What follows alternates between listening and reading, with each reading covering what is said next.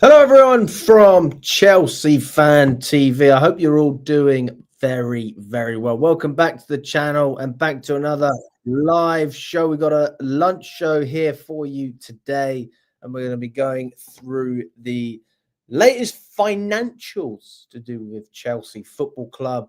How much money are we losing? How much money are we making? And what does it mean for the club? Who do we listen to? Where do we go? There's all these different opinions going around. Today, we're going to be listening to, some of the opinions out there that actually should be listened to. And I would almost argue that, I think you should as well. But we're also going to be reading about it and looking at the numbers based on what we have seen so far. Big up to everyone that's watching. Subscribe to the channel if you haven't already. And let's get straight into where we are right now. So for those of you who didn't already know this, Chelsea have sold the women's team to their parent company, avoiding a £90 million loss and turning it into a £128 million profit. And that is the key word, guys. Profit is the key word. Again, we know that profit is extremely important to the current regime and will continue to be. And I think this is a word we'll hear much more of in the coming years, to be totally honest with you, irregardless of the success that we have on the pitch. But anyway, let's get into it. Let's dive into the first part of this live show. So the BBC, you've got the report that's come out over here. If you want to check it out, you can. It's been released not long at all. Chelsea report £128.4 million profit after the sale of the women's team. Obviously, we were bought in 2022, blah, blah, blah. Here we go. Chelsea have reported a pre-tax profit of £128.4 million in their financial results for the year ending June 2024. The figure was an improvement on the first full year under the ownership of Todd Bowley's Clear Lake Capital Consortium, in which the Premier League club announced pre-tax losses of £90.1 million. Chelsea's overall revenue fell from £512.5 million in 2023 to £468.5 million, which the club attributed to the absence of Champions League football for their men's side. And I think we can all agree with that, guys. There's no doubt that the fact that we have no Champions League football at the moment is clearly costing us financially. It's not only costing the owners, it's costing the players as well, right? I mean, it's in everyone's best interests at the football club that's working at the football club to get Chelsea into the Champions League because of the wage caps. When we are in the Champions League, the players get a 30% bump and they make more money. But, the reason they'll make more money is because the ownership will make more money. And you can see there's clearly a large difference in the financials there. Now, the club credited the profit to the disposal of player registrations worth £152.5 million and the repositioning of their highly successful women's team. Chelsea announced the restructuring and a long-term strategic plan for the women's team in May 2024, which saw them sold to become a standalone business from the men's side while remaining a part of the club owner's wider portfolio. So again, what does this mean? You may ask. We can hone in on that. We can absolutely hone in on that. It does have a link where you can look at the new strategic growth plan for the Blues. The club have announced a restructuring and long-term strategic plan for the women's team in anticipation of the new era in the WSL, which will be taken over by Newco this summer. Chelsea sporting directors Winstanley and Stewart will continue to oversee football operations, but the women team will be led by a new commercial leadership group to enable them to become a standalone business alongside the men's team and not underneath it. The WSL champions have dedicated resources, management, and commercial leadership focused solely on the growth of the women's team.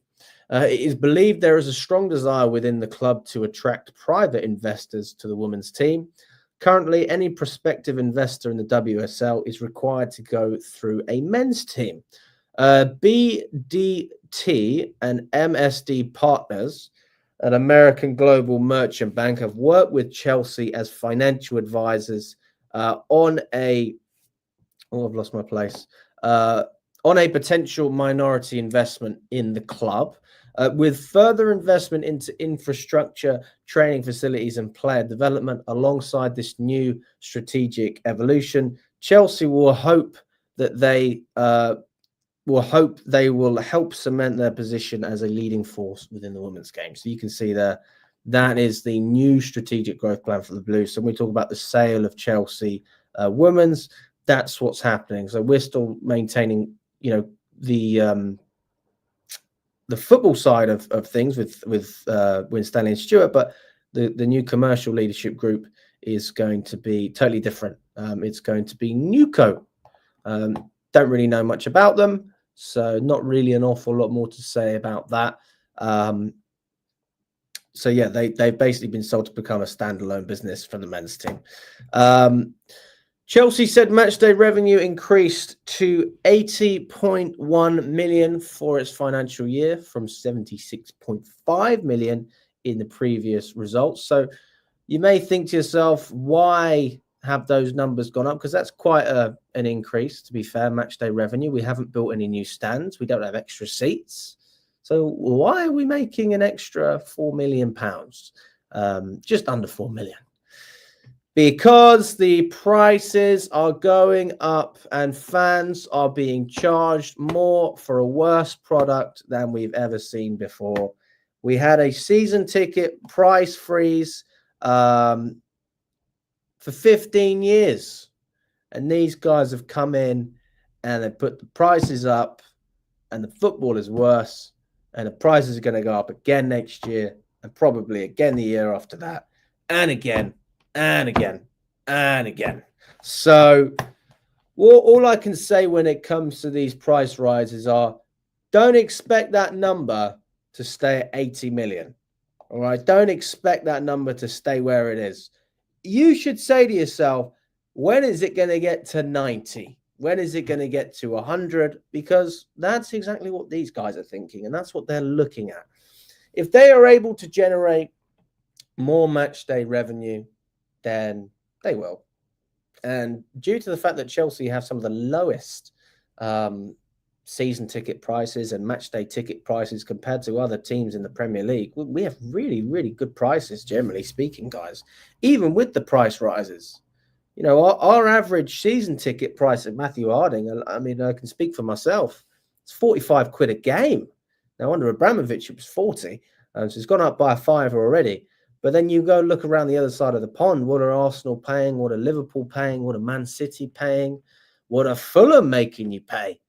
And you almost feel lucky to even be, I'm almost grateful that it was only a fiver it went up by. But that doesn't make it good, and that doesn't make it acceptable. And we can all appreciate that, times change. Inflation is real. There's nothing wrong with increasing your prices. Everybody does it. But there comes a point where you also have to look at it and say, right, the prices are going up, but can you actually justify what we're doing? Oh, like Tottenham, for example, that's a great example. If Tottenham were to increase their season ticket prices again next season, like where does that come from? They're already a profitable club. I mean, they're not profitable in the sense that they're paying off their stadium, but they will be profitable, right? They've got a good model. And fans are already paying quite a lot of money to watch that team. And they have no success. They don't win any trophies, and they have nothing to really be excited about in that sense. Whereas Man City, you could almost justify a bit more because you're looking at arguably one of the greatest teams in the world, or best. I wouldn't say greatest. Greatest makes it sound like there's this big legacy over 30 years. This is Guardiola FC, really. But the point is that fans will be more happy to pay if they are watching a good standard of football and if they can see that their money is being invested in the right way, i.e., good players, good management, good recruitment, a good match day experience as well. That's always important. And just looking at the club as a whole and saying, I'm happy to put my money here.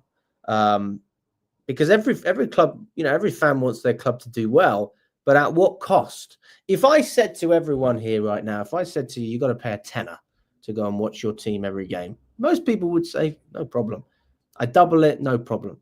I double it again, no problem. What if I doubled it again after that? So you go from 40 to 80 pounds. There comes a limit for everyone where there's only so much out of your own pocket you're willing to put into this because it's not sustainable. It's not sustainable. And then you get good fans, loyal fans that are no longer able to go to games. Anyway, let's continue. Chelsea said matchday revenue increased to 80.1 million for its financial year from 76.5 million in the previous results, so a 4 million increase.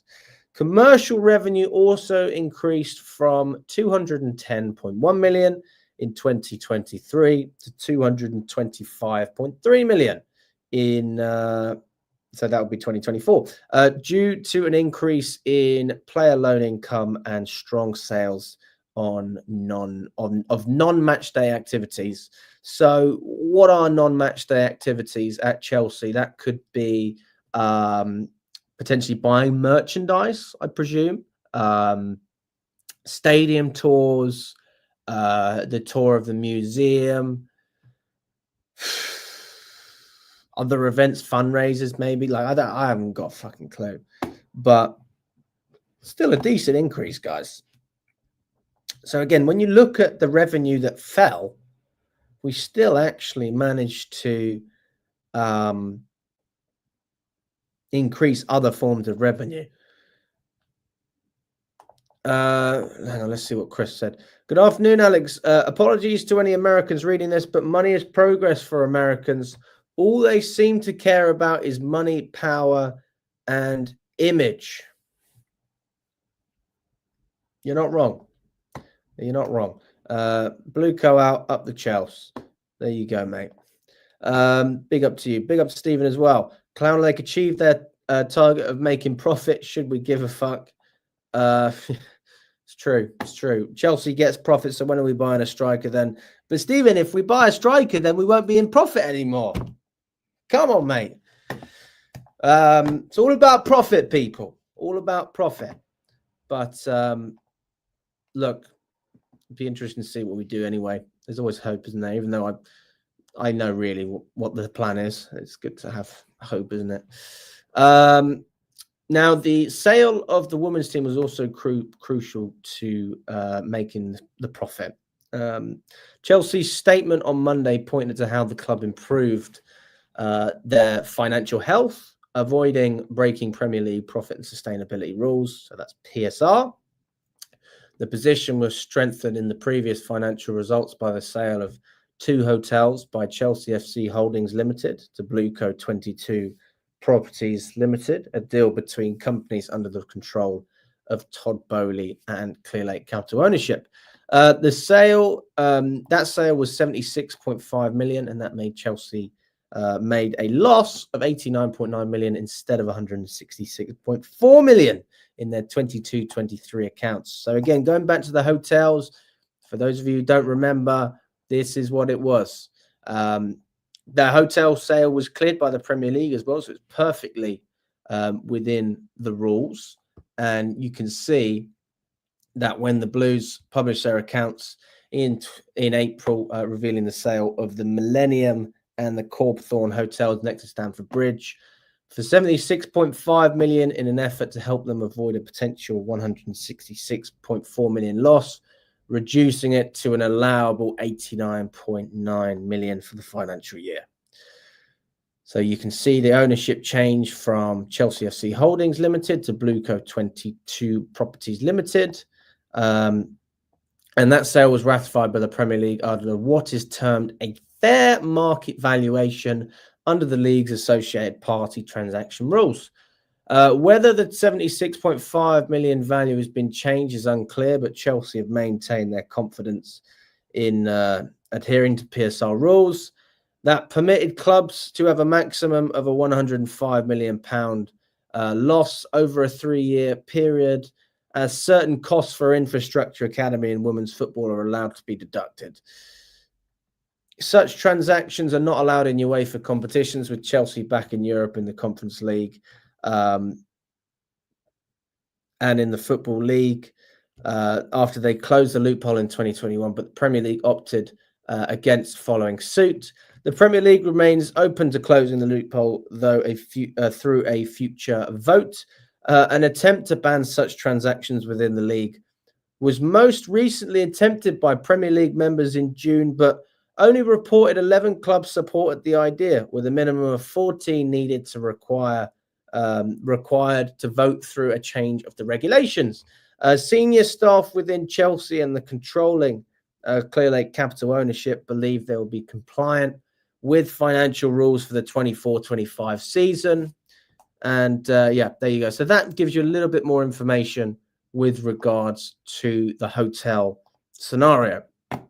So Chelsea may have had an even greater gain with the sale of the women's team to Blueco, with that 2024 transaction worth either part or all of the £198.7 million of profit on disposal of subsidiaries mentioned in the club accounts. Now, just so we all fully understand this, including myself, subsidiaries is a company that is completely or partly owned and partly or wholly controlled by another company. So that's what a subsidiary is, okay?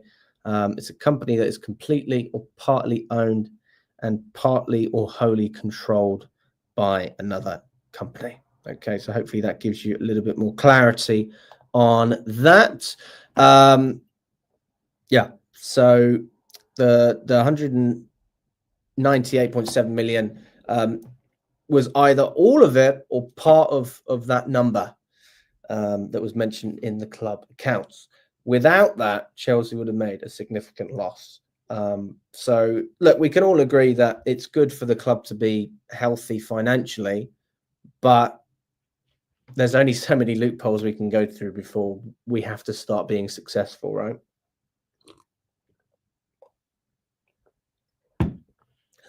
In a season without European football, the club again made substantial player purchases while not having a front of shirt sponsor. Only when the full financial results are released on Companies House will it be absolutely clear what impact the women's team transactions has made. So yeah, again, when we want to know the exact details of this, that will be public information. It will be on Companies House, guys. So it'll be interesting to see those numbers. There's already been a lot of information about the finances at Chelsea in terms of the debts that we've taken out, the loans. We took out 700 million from the banks. We took out 500 million pounds of subordinated debt from Aries. So we've already got 1.2 billion in, debt to eventually pay off by 2033. Now, the 700 million pounds from the banks will obviously just be paid at the end, and the interest will be paid over time. But the subordinated debt, which is the 500 million, that interest will roll on each year, which means by 2033, that 500 million is 1.7 billion, which needs to be paid back. So actually, even though we've taken 1.2 billion pounds of debt, we have to pay 2.5 billion back. We have to pay the banks first, and then after that, we have to pay 1.7 billion to Aries. So we can talk all we want about the fact that we're happy with the financial situation Chelsea are in, but it's a bigger job than you think. And this is, a small part of a much bigger game. And Simon Jordan actually spoke about this on TalkSport with Stefan Borson, who's basically like the PSR FFP expert that ends up going on TalkSport. And he's speaking about this whole scenario, which I think is worth listening to as well, guys. But yeah, so Chelsea's strategy is entirely within Premier League rules. UEFA has more stringent rules, and it remains to be seen whether European's football governing body considers any action. Chelsea believe their move benefits the women's team, which is gaining investment while a separate entity. So there's some information for you guys in terms of why is my screen on the side? Okay, there you go. There's some information for you in terms of the financial situation we're in, how we're in a position that we've made profit. But I'll just go through some of these comments, and then we're going to look and we're going to listen to what they said on TalkSport not long ago, because it's worth reacting to that, because this is not just opinions, guys. This is obviously an expert who knows his stuff. And I'm not talking about Simon Jordan, obviously. Neil says, hi, Alex. The profits are down to financial manipulation by selling our training ground, car parks, the ladies' team, etc. to themselves. Nothing to sell next year. Only players were in the mud. And I absolutely agree with you, Neil. This is the thing, isn't it? We may celebrate now, but every year you have to prove that you're profitable or, within the rules, and it's going to be difficult to do that the way we've been operating. Neil says 100% Blueco out. Big up to Neil. Abel says, trying to be positive here. If we're to get all the funds possible for a big summer, around 150 to 200 mil, with an experienced centre-back, left wing and a striker, can that be considered as the ownership having serious ambition? Well, look, they have to be within the rules as well. So, we're talking about the fact that we want the owners to spend, but they can't spend if they are not within the regulations. If they are not within the regulations, then they won't do it. They will not do it. They'll either find a loophole or they won't do it. If they do it, then they are clowns. I mean, arguably already so. But they would be silly to do that. So I don't think they will. So instead of making a loss of £70 million, the club made a profit of 128 million. This is £198 million more capital. How much do they value the women's team? Well, that is what we'll have to wait to see from Company's House. We'll be able to see the exact numbers when they come out. So we'll have to wait. The wise will become wiser and the dumb will become dumber. The Chelsea women's team infrastructure clearly has been getting heavily invested in, as it gives them another revenue stream. It proves there is some stability behind the scenes. It'll be interesting to see what happens. Again, I can't comment too much on the women's team because I don't know enough about it. But I know that we've obviously bailed ourselves out of PSR. Where are they going to get the funds from? We have massive debts, so I don't think it's possible. We're a mid buy to sell club now, unfortunately, up to Chelsea. Tim says, if they're planning on not signing a player older than 22 again this summer, then they're going to have a lot of backlash next season. Under 21 games aren't worth 45 quid. Yeah, you're not wrong. I probably wouldn't pay 45 quid to watch the under 21s. Neil says, cook in the books, FC. Did Bowley's Vivid Seats make profit? What's the latest on this subject since the Chelsea Supporters Trust reported there's no news on it? I believe we probably will get an update on that. If it's not from the club, it will be from the Premier League because we've contacted them directly now to investigate.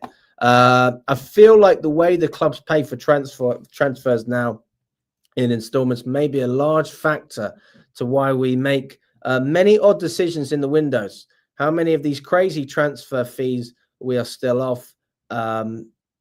Curious. Well, maybe you mean owed. We're also paying off deals, though, that, have 7-year installments. So it's not just money that we're getting paid, and some of that may be the case, but Mudryk is going to have to be paid off. I don't know what the contract was like with Badiashile. You know, 7-year contracts, maybe 5-year installments as well for a lot of these guys. It's going to catch up with us. So, you know, we've got to be very, very careful. Why don't these owners realize playing in the highest level competition and winning titles brings in money? Better sponsors, attracts new fans, and makes a brand global. As they say, we want to make Chelsea global. I think the thing is, though, Zenith, we're already global. So I think they're just talking the talk, in all honesty. I don't believe that they believe what they're saying. I don't know.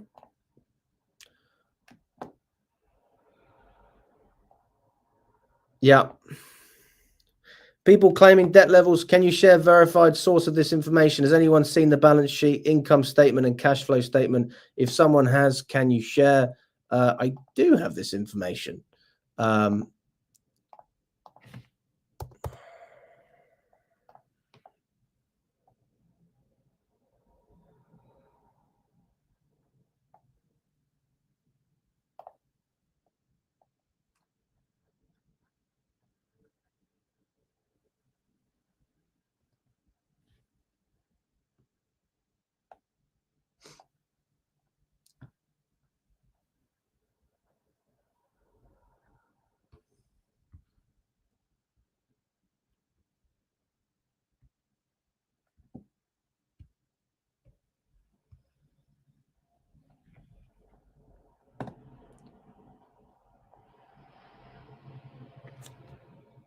I just need to find the source. I have actually got the information at hand, but I just need to find the source.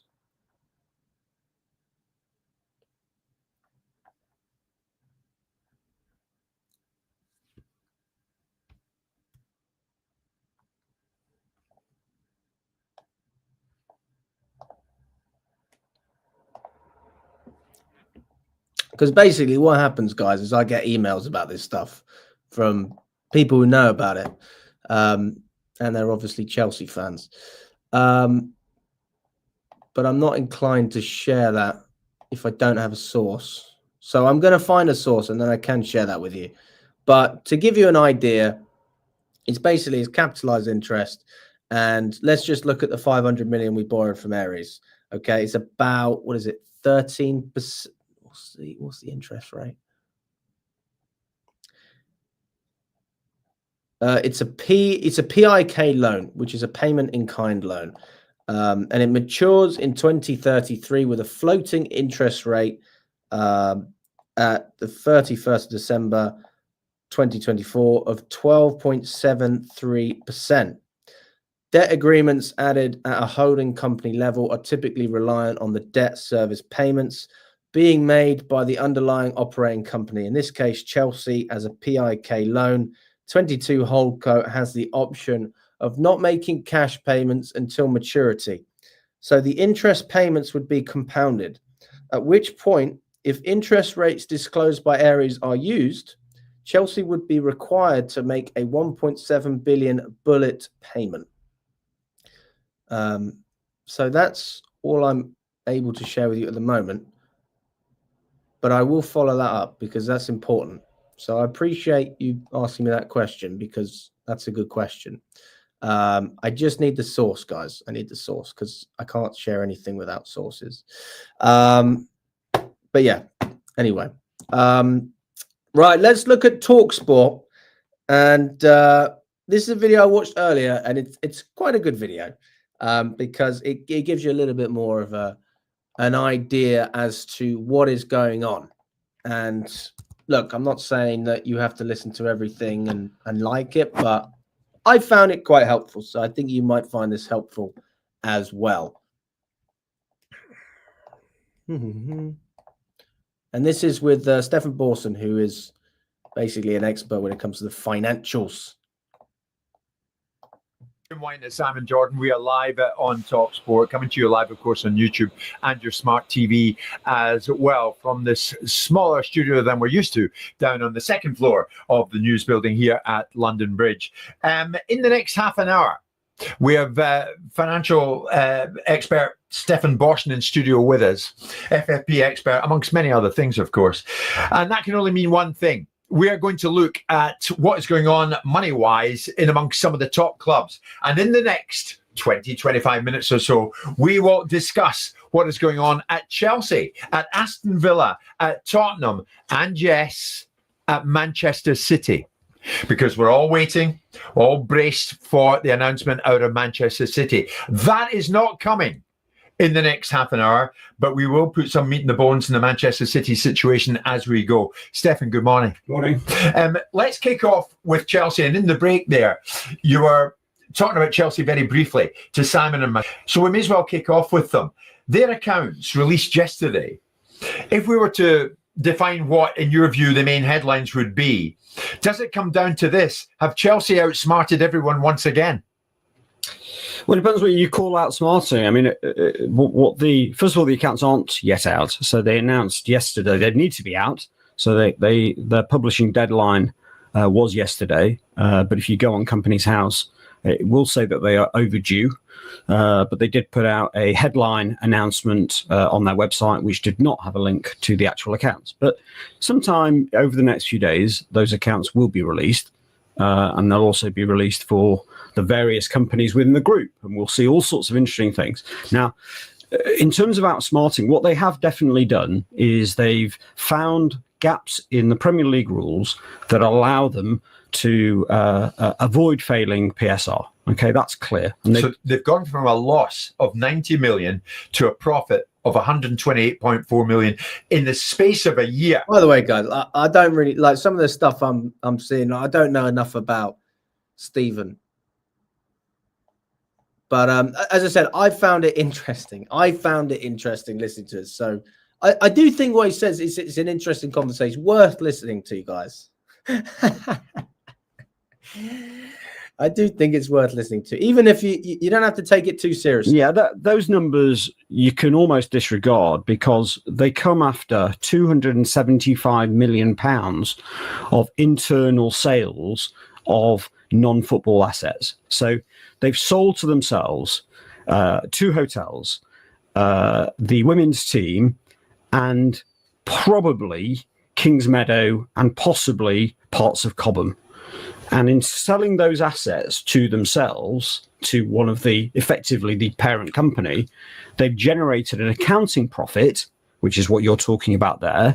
It doesn't change the underlying operating profits of the business as it is, which continues to lose over £200 million per year at the moment. That's the run rate. They've done £850 million of loss in the last 4 years, and will lose another £200 million at the operating level this year as well.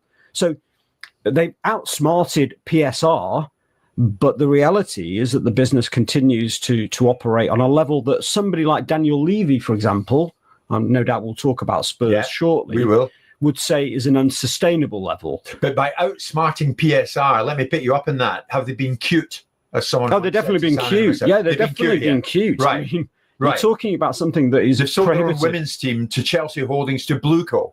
Yeah. So yeah, that's true, isn't it?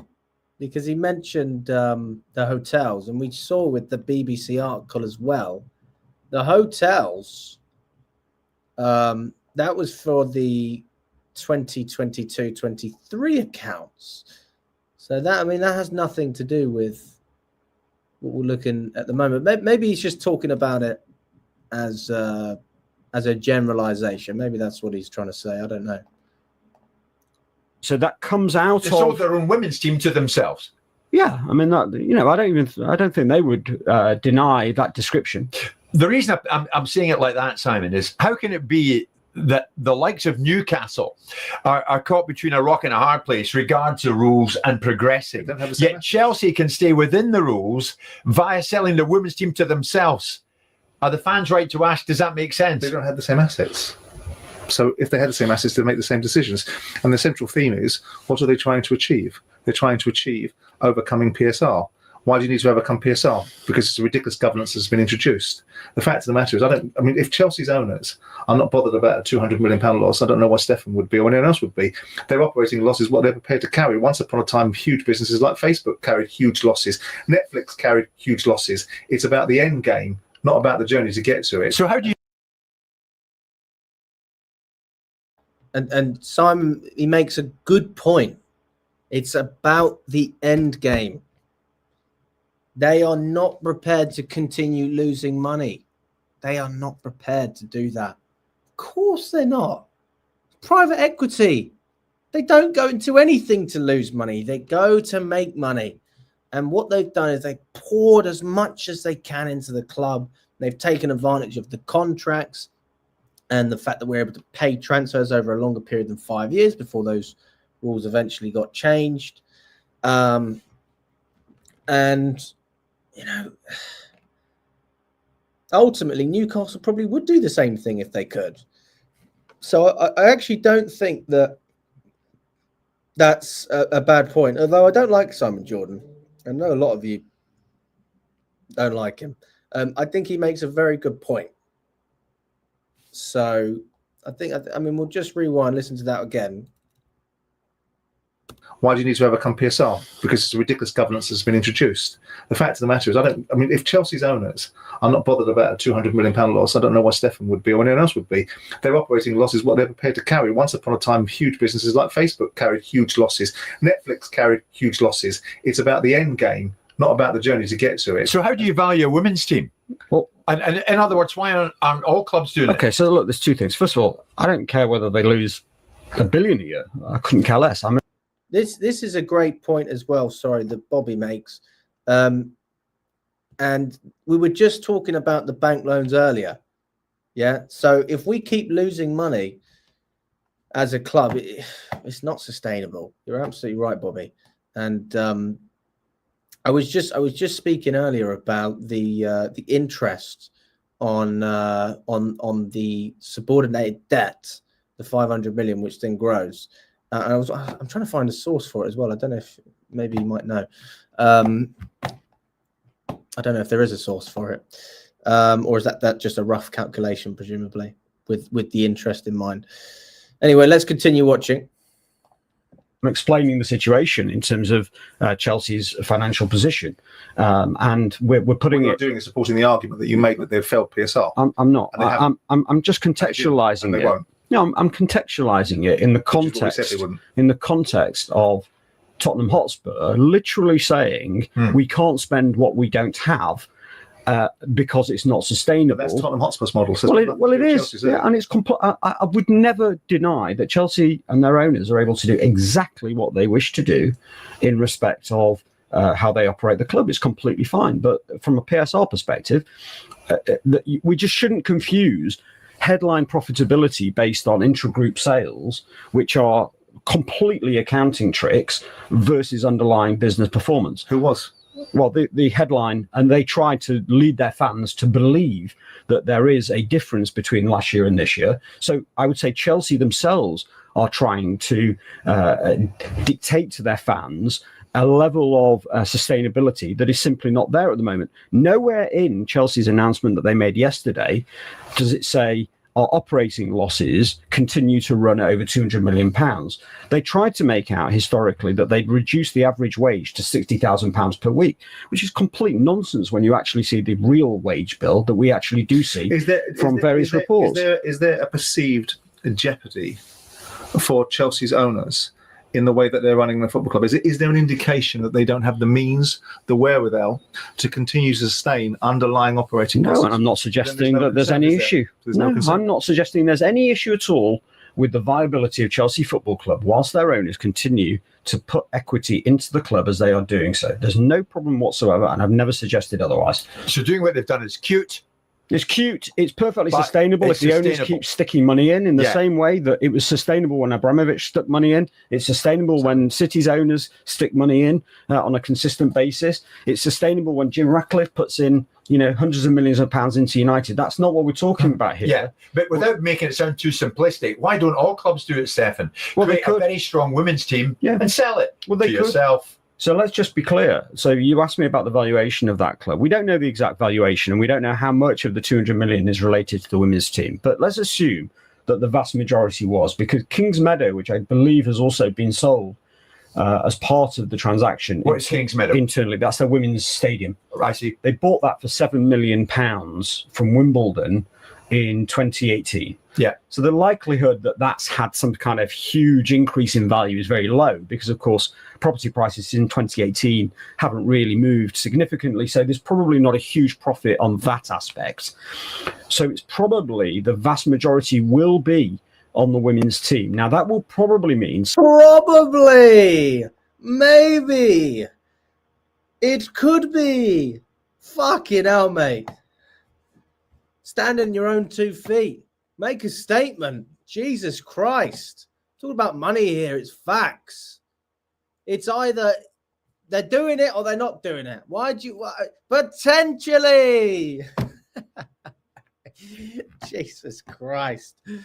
Bobby says the owners are not putting in additional equity. The only equity they put in is to pay interest on the increasing loan balances. You're spot on there. Absolutely spot on.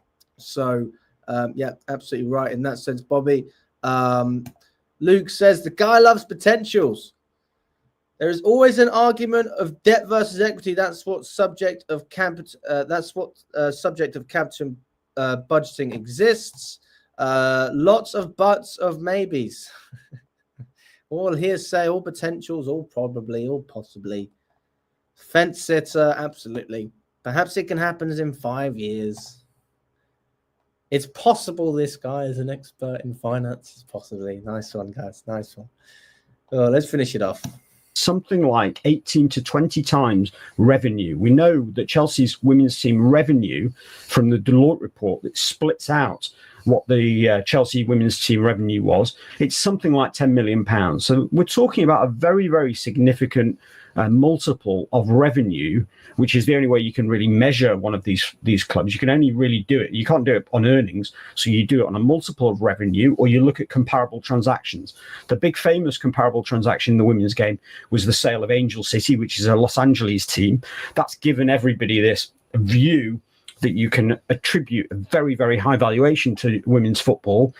I would say that it seems extremely aggressive valuation. But if it's right, then what it also means is that City, Arsenal, United all have very valuable women's teams that they also could move off within their group to generate substantial profits. Got you. So it's job done and cutely done. Yes. In terms of Premier League, one thing just to note, none of these cute tricks will work for UEFA purposes. Jim White and Simon. Fucking hell. It's not until I realized what you guys are saying, how much... Oh God, why does it keep doing that to my screen? It's not until you guys start saying, he says probably all the time. It could be. Maybe. Oh my God. Fucking hell. You know, like that mate that you've got and you're like, oh yeah, do you want to go to the pub later? Maybe. Probably. I could do that. Do you want to go or not? Let me get back to you on that. We'll see what happens. Fuck's sake. That is jarring. Really jarring.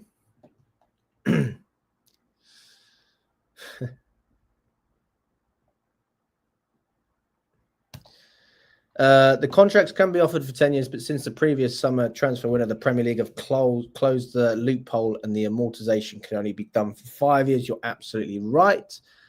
Clear Lake invested more than 10 million in the women's team. Am I right? I think it's something around that mark, but I'm not 100% sure. Big up to Shavinda. Says 128.4 million in profit under Blue Coat is way better than our Premier League, UEFA Champions League, UEFA Europa League, FA Cup, Carabao Cup, Super Cup, and Club World Cup trophies we won under Roman Abramovich. Trust the project. There you go, mate. I think you've hit the nail on the head there. So that is hopefully giving you a little bit more. It's not clarity, really, is it? Because it's all maybes again. But it's an interesting conversation. I thought it was worth listening to that conversation. Like, if that doesn't interest you, then I don't know what does. So yeah, we've got that side of things as well. Now there are a couple of other things that are happening as well. Chelsea are going to be looking at the goalkeeping scenario, and they're going to have a review at the end of the season. So the review is going to obviously be between the goalkeepers we currently have. I have no idea why I pulled out that article. That's totally pointless. Yeah, we're looking at Jorgensen, Petrovic, Sanchez, and Mike Penders to see who will be available next season. What is the plan going to be for these keepers? Are we going to keep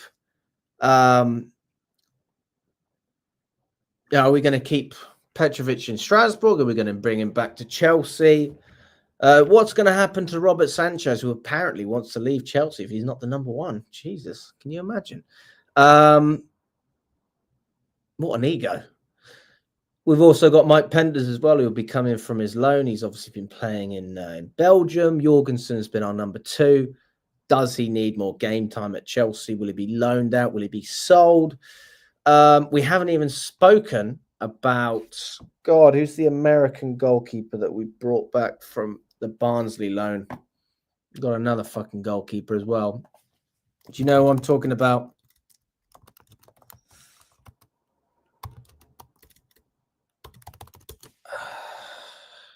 We've got so many goalkeepers, I struggle to keep track of it.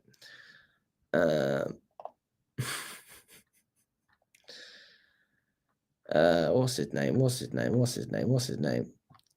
We've got Bettinelli as well. That's another goalkeeper, and Lucas Bergstrom. Does that mean anything to you? Where's the goalkeeper, man?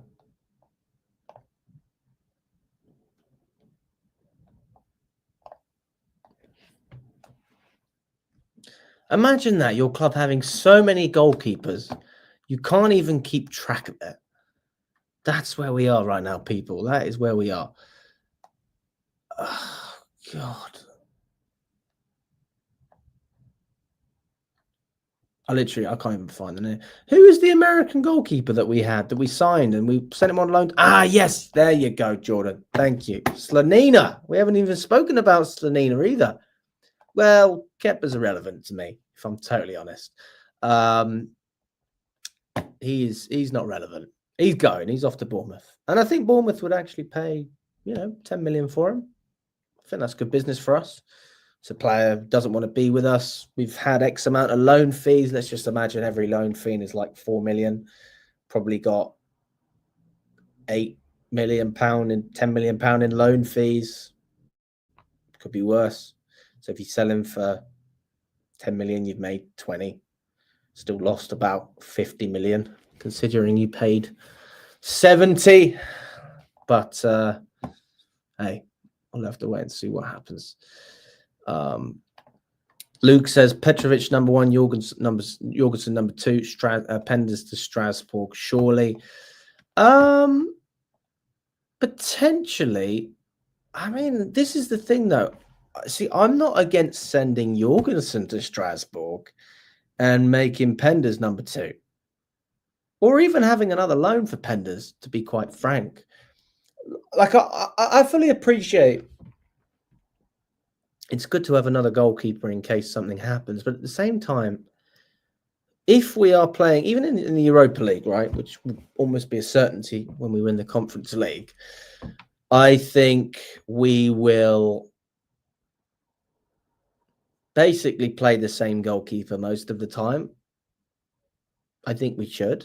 I would play my strongest goalkeeper in all competitions, right? And then you'll have a couple of games where you might rotate a little bit. And that's always been the way it has been. Like we didn't have all this rotating keepers when Cech was at Chelsea. I mean, at one point you had Courtois in Chelsea. You rotated more then. But before that, your number 1 was your number 1 and your number 2 was your number 2. And it was clear. And you didn't really need to keep both keepers happy. As long as one keeper was performing, the other one was on the bench. That's basically the way it worked. Whereas these days, so much confusion over goalkeepers. 1 minute, Sanchez. Well, 1 minute Petrovic is our number one. Then it's Sanchez. Then it's Jorgensen. And then it's back to Sanchez. So, yeah, we're making things more complicated than we need to. Ultimately, we've got a goalkeeper here that, he's a good keeper. And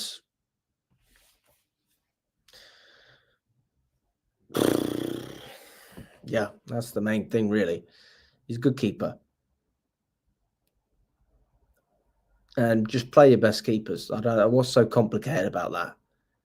Play your best goalkeepers and you won't have any problems. Simple as that, to be frank. Simple as that. So there you go. Me personally, I'm going to go bring Petrovic back to Chelsea. Should have been our number one this season. And I am blaming Maresca for being a part of that decision. I think Maresca was absolutely part of Petrovic going to Strasbourg. No way does the manager not have an input in that decision. No way. 100% he has an input. He chose to allow Petrovic to go to Strasbourg. Mistake number one. Mistake number two, he chose Robert Sanchez to be our number one. What the fuck? So our goalkeeping situation certainly needs to be sorted out without a shadow of a doubt. Also, with regards to João Felix as well, I've got an update on that side. Chelsea will attempt to find a new club for João Felix in the summer. He's not going to join AC Milan. This is according to Fabrizio Romano. Surprise, surprise. But guess what? It's not happening. There's an exclusive from me, all right? The journalist sitting at my kitchen table with my curtains in the background. I don't need any sort of qualifications to tell you that. We spend, 45 million on this guy? And you think we're going to make a profit? Fuck no. We're not making a profit on this guy. So he will be staying at Chelsea because if we can't make profit, he will not go. He might go on a loan, in fairness. And I tell you what, you make a great call as well, Daniel. Saudi Arabia is a potential option. I don't think it's an option that Felix would accept, but one thing he would get in Saudi that he hasn't had in Europe is a little bit more love and probably more patience as well. And he'd be playing at a lower standard in general.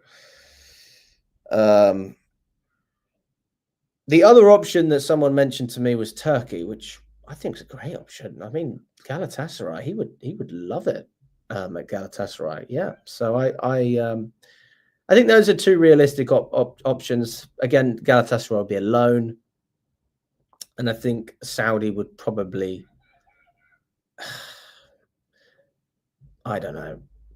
It could happen. Saudi could happen. It's potential. Is Sanchez Chelsea's worst keeper in the modern era? I would argue for that. Yeah, definitely the worst keeper we've had in this century. I don't know if he's the worst keeper we've ever had, but in the 21st century, I struggle to think of a worse keeper that's had as much of a chance as Robert Sanchez. I really struggle to see that. Neil, I want to see your list. He says he's got a list of 24 players that should be sold and not loaned. Go on, Neil. I want to see that list. Please share the list with us, please. Saudi or a potential loan to buy, a loan fee for the next year with a confirmed fee of maybe 30 to 35 million will be enough to make profits on the books. Yes, you're right. I mean, the standards, guys, come on. This is not good. It's not good, though, is it, that we're having this conversation?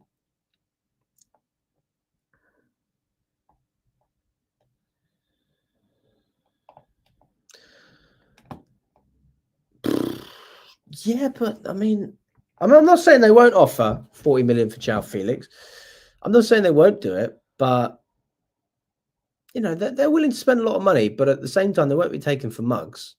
Even when they offered however much it was, I think it was 90 million or something for Mitoma. Al Nassr offered that. Brighton rejected it and they didn't offer 100. So they have their limits as well.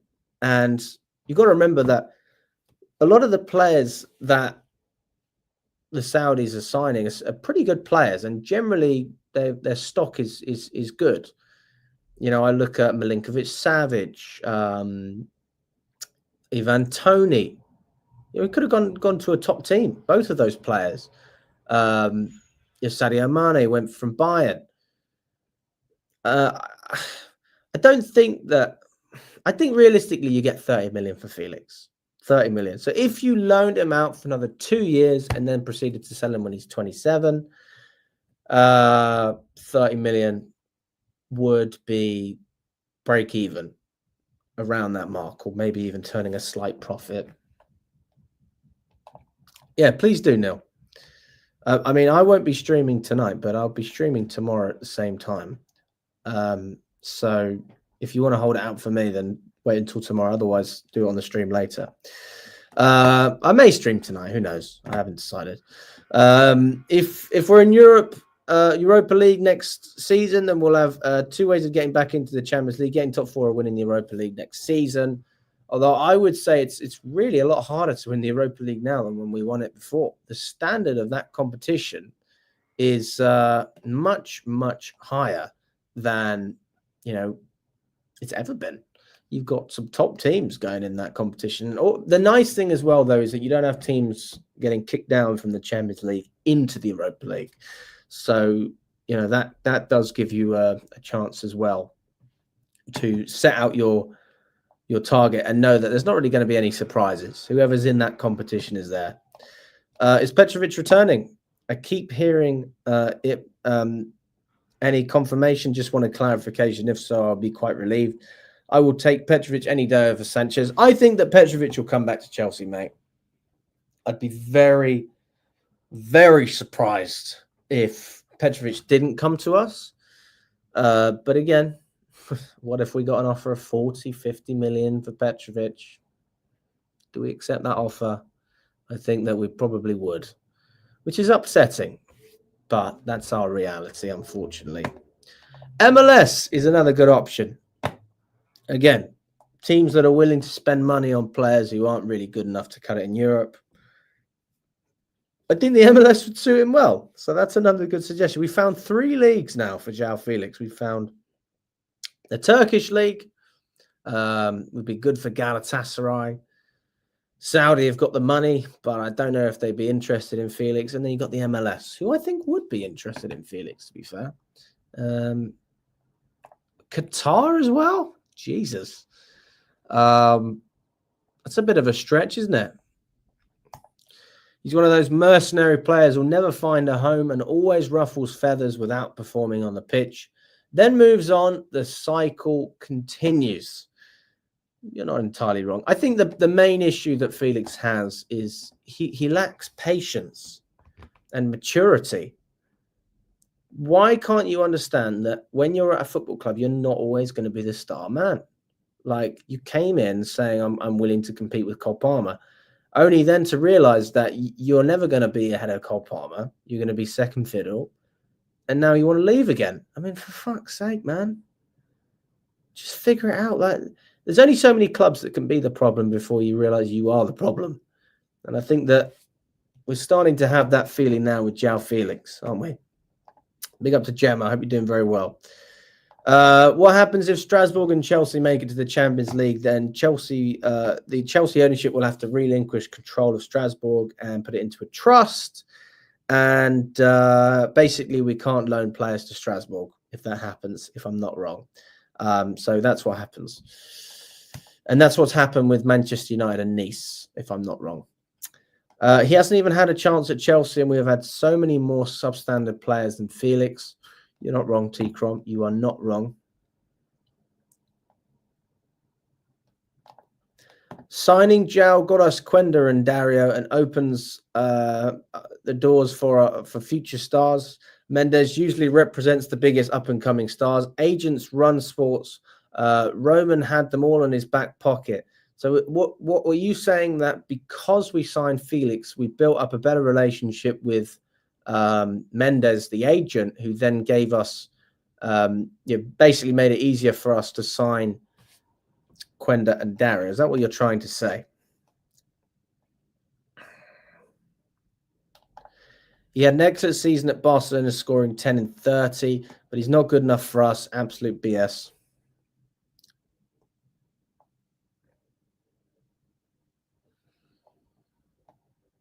I mean, even 10 and 30, though, is that great? I mean, is that 10 and that's not just GA then, that's goals. So that's not GA. I don't know how many assists he had. I mean, again, I don't know. I personally don't think Felix is great, but I think he's a good squad player. That's my thoughts on Felix. And I'm not a fan of him, but I always thought he would. I always thought he would improve Chelsea. I always thought that would be the case. Guys, we've got over 80 of you in the building. Smash the like button. Let's get up to 85 likes on the live stream. 85 likes. Let me know how many likes we're on as well right now. If you haven't smashed the like button, please do. It helps the channel. And it makes us know that you're enjoying what we're doing. It encourages us to keep making content, which obviously I will do. And yeah, only takes a second. Press the thumbs up if you enjoyed it. If you enjoyed the show, and subscribe to the channel as well, guys. Listen, we are going to wrap it up there. Really appreciate your time, guys. We're going to have another live show this evening. So stay tuned for that one. And then tomorrow we're going to be looking more at Tottenham. We got the preview coming for Thursday. We're getting ready for the Premier League to be back in business. And look, I'm getting excited for it's building up now, isn't it? The hype is building. Listen, guys, enjoy the rest of your day, and I will catch up with you very